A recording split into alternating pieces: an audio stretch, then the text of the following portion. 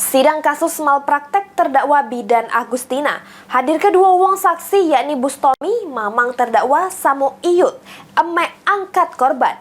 Juru persidangan mamang terdakwa ungkap selik mato korban sudem belekan samo merah pas datang berobat ke terdakwa. Sidang kasus dugaan malpraktek yang dilakukan terdakwa Bidan Agustina yang diduga ngakibat ke korban inisial BP ngalami kebutuhan.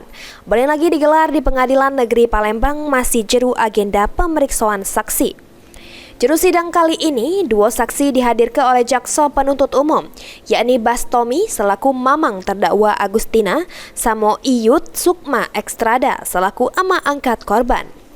Di persidangan, saksi Iyut ngungkap kalau dirinya lah yang ngerewangi korban pas berobat ke terdakwa untuk ngilangi demam sama mual.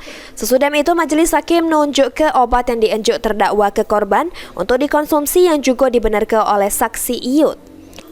Saksi Bustomi, juru keterangannya di persidangan ngatoke kalau korban ini pas datang ke terdakwa, dirinya jingok korban juru keadaan memang matonya sudem belekan atau sudem ado tai mato. Kan matanya sudah merah-merah. Sekarang begini, saat dia masuk saudara melihat tidak? Melihat Pak, lupa.